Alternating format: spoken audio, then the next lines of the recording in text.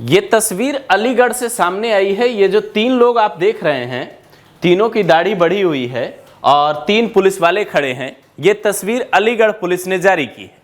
लेकिन ये तस्वीर आपके लिए कितनी काम की है? कहीं आपके आसपास, घर के आसपास रहने वाले लोग बांग्लादेशी तो नहीं हैं और इन लोगों की क्या हिस्ट्री और कुंडली निकल कर आई है, ये बात आपको जाननी चाहिए। अलीगढ़ पुलिस के ट्विटर हैंडल पर जब हमने ये तस्वीर देखी तो ये समझने की कोशिश की कि आखिर ये लोग आए कहां से। सबसे पहले आपको वो तस्वीर दिखाते हैं जो अलीगढ़ पुलिस ने जारी की है। उसके बाद इस बात पे भी आते हैं कि इन लोगों के बारे में जब जानकारी इकट्ठा किया गया और पुलिस ने जब गिरफ्तारी के बाद इनसे पूछताछ की तो क्या क्या पता चला। एक तस्वीर ये है जिसमें आपको तीन लोग खड़े नजर आ रहे हैं। इनमें से एक इनका पिता है और दो लड़के हैं इनके। और इसके बाद एक तस्वीर और है, वो इन दोनों लड़कों के मां की है। जबकि इसके अलावा एक वीडियो जारी किया है पुलिस ने और इसके अलावा एक जो वहां के एसपी हैं उनका बयान सामने आया है। वो क्या बताते हैं जरा आप सुनिए। अलीगढ़ पुलिस बकायदा ट्वीट करके ये लिखती है कि थाना टप्पल पुलिस ने अवैध रूप से भारत में रह रहे 4 बांग्लादेशी नागरिकों को फर्जी आधार कार्ड और 3 मोबाइल फोन के साथ गिरफ्तार किया है।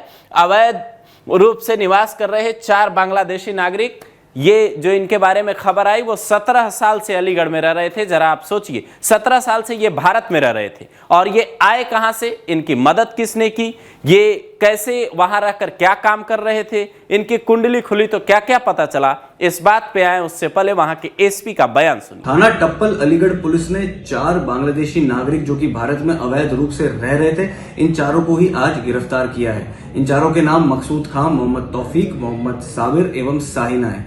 इन चारों ने ही प्रथम दृष्टया पूछताछ में अपना बेनापुल बॉर्डर क्रॉस करके आगरा के रास्ते अलीगढ़ में आकर अवैध रूप से रहना स्वीकार किया है। इनके कब्जे से अवैध आधार कार्ड, कुछ मोबाइल सिम एवं मोबाइल फोन्स बरामद हुए हैं। चारों के ही खिलाफ थाना टप्पल पर सुसंगत धाराओं में मुकदमा पंजीकृत, आवश्यक विधिक कार्रवाई अमल में लाई जा रही। जांच में जो पूछताछ हुई इन आरोपियों से तो ये बात निकल के सामने आया कि मुख्य आरोपी का नाम है मकसूद खान, जो पूछताछ में यह कहता है कि बांग्लादेश के जिसोर जिले के बागडंगा गांव का रहने वाला है।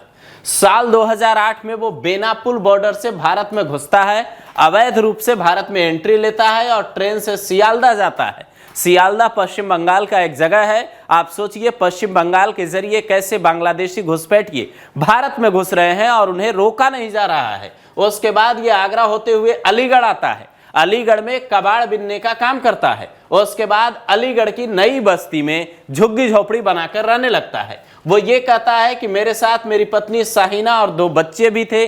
जब ये लोग यहाँ रहने लगे तो फर्जी कागजात तैयार करवाए गए, बेटों के आधार कार्ड बनवाए और आम लोगों की तरह रहने लगा। चारों के जो नाम है वो मकसूद खान, मोहम्मद तौफीक, मोहम्मद साबिर और साहिना है।